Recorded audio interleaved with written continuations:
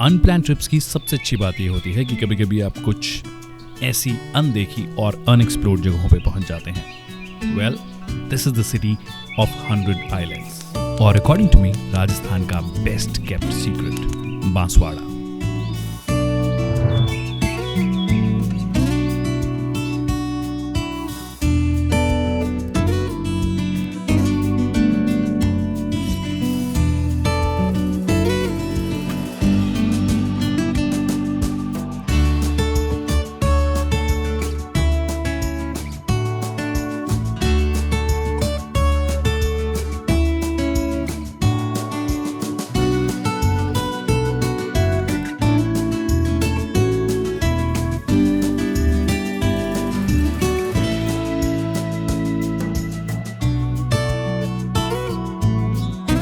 पर यहाँ पे आने का प्लान कैसे बना?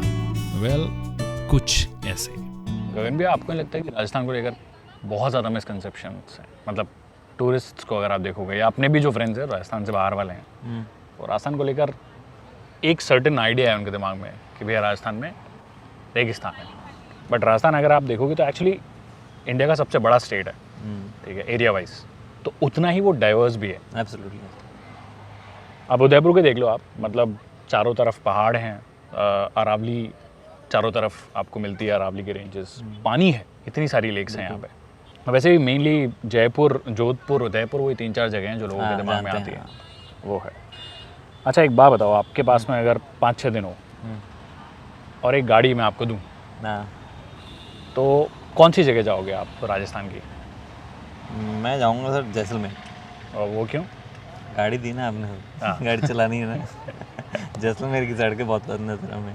बट अगर मेरे पास 5-6 दिन हो ना, तो मैं आपको एक ऐसी जगह लेके जाऊंगा जो कि उदयपुर से ज़्यादा दूर नहीं है, पर ऐसी जगह है जिसको लेकर लोग राजस्थान के बारे में सोचते नहीं है, मतलब इमेजिन नहीं करते कि वो राजस्थान में ऐसा कुछ हो सकता है। जी, कहाँ ले जाओगे? मैं आपको लेके जाऊंगा आइलैंड्स में, राजस्थान के आइलैंड्स में। ओह माय गॉड, कहीं बारिश हुई, कहीं फ्लड आई, वहाँ लेके जाओगे क्या मेरे को? नहीं, ऐसी कोई जगह नहीं है, यहाँ से बहुत पास में है, और एक आइलैंड नहीं है, वहाँ पे हंड्रेड्स ऑफ आइलैंड्स है। अब अगर आप तैयार हो तो मेरा मन कर रहा है, बाहर ही चालू था। तो आप कल सुबह तैयार हो जाना, मैं आपको कल सुबह मिलता हूँ। पक्की बात है। सी इन द मॉर्निंग। वैसे उदयपुर से हमारी मेन डेस्टिनेशन बहुत ज़्यादा दूर नहीं है, but we were taking it slow. और जब 40 किलोमीटर दूर पर ही इतनी खूबसूरत जगह हो और साथ में MG हेक्टर CVT जितनी कंफर्टेबल गाड़ी हो, तो आपका सफर और सुहाना हो जाता है, thanks to its supremely refined engine and gearbox combination and the class leading ride quality and space.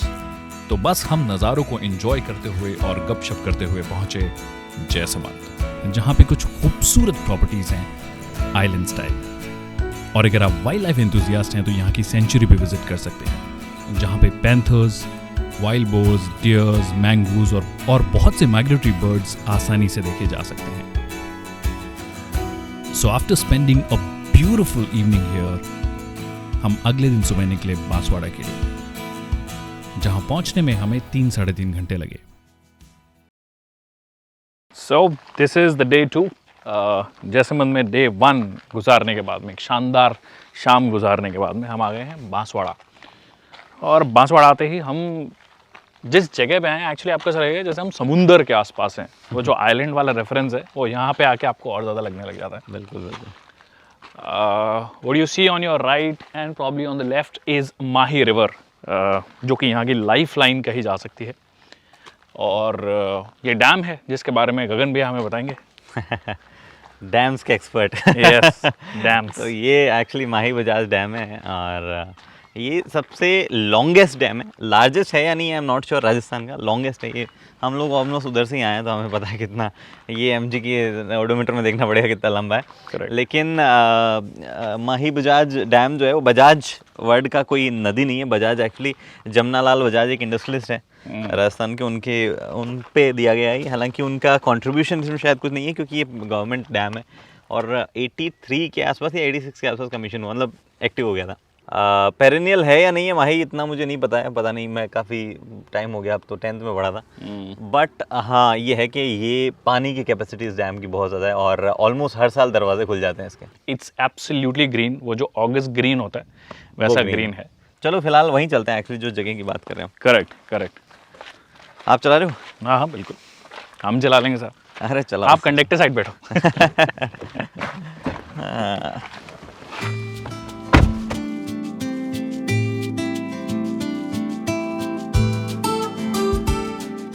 And now that we have reached Banswara, तो ब्रीफली इसकी हिस्ट्री के बारे में बता देता हूँ। बांसवाड़ा के नाम को लेकर 3-4 डिफरेंट व्यूज़ और ओपिनियंस हैं। जो यहाँ की मेजॉरिटी पॉपुलेशन है वो ट्राइब्स हैं, और उनमें से भी भील सबसे ज़्यादा संख्या में है। उनका मानना है कि बांसवाड़ा का नाम भील रूलर बंसिया के नाम पर पड़ा, जिन्हें कि बाद में जगमल सिंह जी ने पराजित किया और यहाँ के पहले मेहरावल बने। कुछ लोग बोलते हैं कि यहाँ पे बांस के फॉरेस्ट बहुत हुआ करते थे और इसी वजह से यहाँ का नाम बांसवाड़ा पड़ा। अब रियलिटी जो भी हो, पर यह बात सच है कि यहाँ के कल्चर में आपको ट्राइबल इन्फ्लुएंस नजर आएगा। लोग यहाँ बेहद सिंपल हैं, पर मेनलैंड से आने वाले लोगों से थोड़ा इनसिक्योर और डिस्कनेक्टेड है। अब इसका रीजन हमारा कास्ट बेस्ड सिस्टम है या फिर हमारा इन एरियाज को कम जानना। I leave it up to you.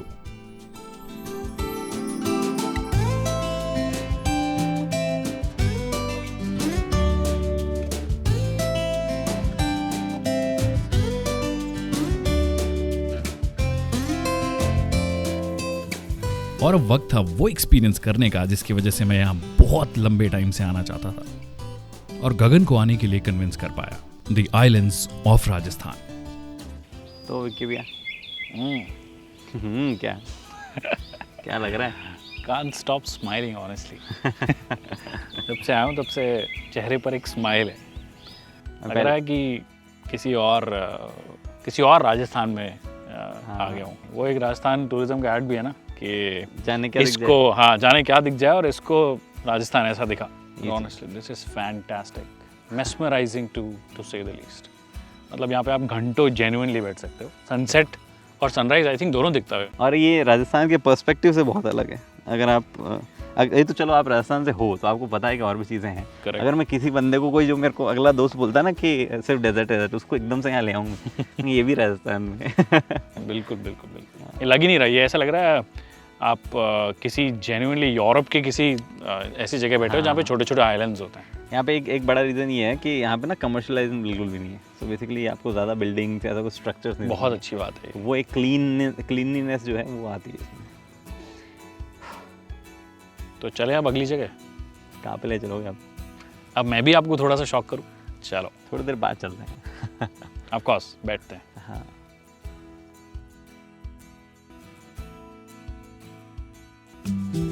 तो कल हमने 100 आइलैंड्स की खूबसूरती देखी। अब जो हमारी फाइनल डेस्टिनेशन है वो नेचुरली उतनी खूबसूरत हो या ना हो, पर हिस्टोरिकली बेहद रेलेवेंट है।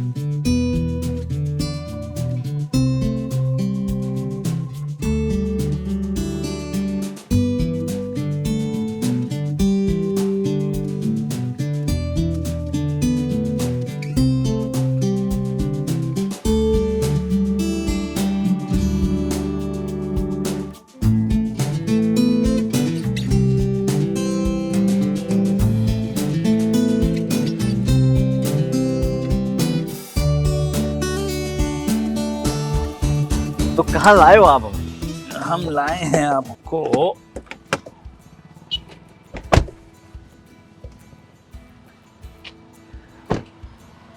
लोकल्स में तो ये जगह काफ़ी फेमस लग रही है।